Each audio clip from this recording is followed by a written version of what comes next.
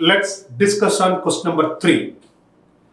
See how many different stereoisomers are possible for the given molecule. നമുക്കറിയാം നമ്മുടെ ക്വസ്റ്റിനകത്ത് ഒരു ചോദിച്ചിരിക്കുന്നത് സ്റ്റീരിയോ ഐസോമേഴ്സിനെ കുറിച്ചിട്ടാണ്. അപ്പോൾ സ്റ്റീരിയോ ഐസോമേഴ്സ് നമുക്കറിയാം അത് രണ്ട് തരത്തിലുള്ള ഐസോമേഴ്സ് ഉണ്ട്. ഒന്ന് ഒപ്റ്റിക്കൽ ഐസോമേഴ്സും അടുത്തത് ജോമെട്രിക്കൽ ഐസോമേഴ്സും. അപ്പം നമ്മൾ ഈ കോമ്പൗണ്ടിൽ നോക്കേണ്ടത് നമ്മുടെ കോമ്പൗണ്ടിനകത്ത് ഒപ്റ്റിക്കലിന്റെ പോസിബിലിറ്റി ഉണ്ടോ ജോമെട്രിക്കലിന്റെ പോസിബിലിറ്റി ഉണ്ടോ എന്നാണ് നമ്മൾ എന്ത് ചെയ്യേണ്ടത് വ്യക്തമായിട്ട് നോക്കേണ്ടത്. അപ്പൊ അങ്ങനെ നമ്മൾ നോക്കുകയാണെങ്കിൽ തീർച്ചയായിട്ടും ഇവിടെ ഒരു ഡബിൾ ബോണ്ട് ഉണ്ട്.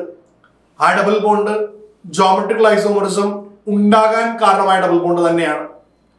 നെക്സ്റ്റ് ഇവിടെ ഒരു കൈറൽ കാർബൺ ആറ്റം ഉണ്ട്. അപ്പൊ ഒരു കൈറൽ കാർബൺ ആറ്റവും ഉണ്ട് ഡബിൾ ബോണ്ട് മുഖേന ജോമെട്രിക്കൽ ഐസോമറിസം വരാം. അപ്പൊ ടോട്ടൽ 2 സ്റ്റീരിയോ സെന്റേഴ്സ് ഇയാൾക്കുണ്ട്.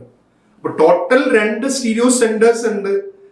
അപ്പുറവും ഇപ്പുറവും ഒരേപോലെയുള്ള മോളിക്യൂളും അല്ലെങ്കിൽ നമുക്ക് നമ്പർ ഓഫ് സ്റ്റീരിയോ ഐസോമേഴ്സ് കാണാൻ വേണ്ടി we can utilize this equation 2n.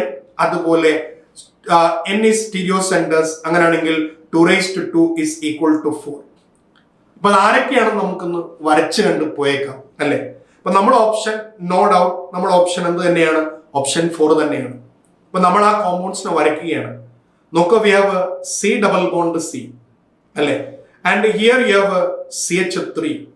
Next here you have H. Similarly here also H. Next part നമുക്ക് ഇങ്ങോട്ടേക്ക് വരയ്ക്കാം C and here H. Next here OH. Next again we have CH3. ഉറപ്പായും നിങ്ങൾക്കറിയാം ഈ കോമ്പൗണ്ടിലെ H-ഉം H-ഉം ഓപ്പോസിറ്റ് സൈഡാണ്. So what is compound? Trans compound അല്ലേ. അതേസമയം തന്നെ ഇയാൾ ഒപ്റ്റിക്കലി ആക്റ്റീവുമാണ്. അപ്പൊ അയാൾ ഒപ്റ്റിക്കലി ആക്റ്റീവ് ആണെങ്കിൽ അയാള് മുഖേന നമുക്ക് ഡെക്സ്ട്രോയും ലീവോയും ഉണ്ടാകുമല്ലോ. അപ്പോൾ ട്രാൻസ് എന്ന് പറയുന്ന ഫോം അത് 2 രൂപത്തിൽ നിൽക്കുന്നുണ്ട്. ട്രാൻസ് ഡെക്സ്ട്രോയും ഉണ്ടാവും, ട്രാൻസ് ആരും വരുന്നതായിരിക്കും, ലീവോയും വരുന്നതായിരിക്കും. അതുപോലെ നിങ്ങൾ അടുത്ത കോമ്പൗണ്ട് നോക്കുക.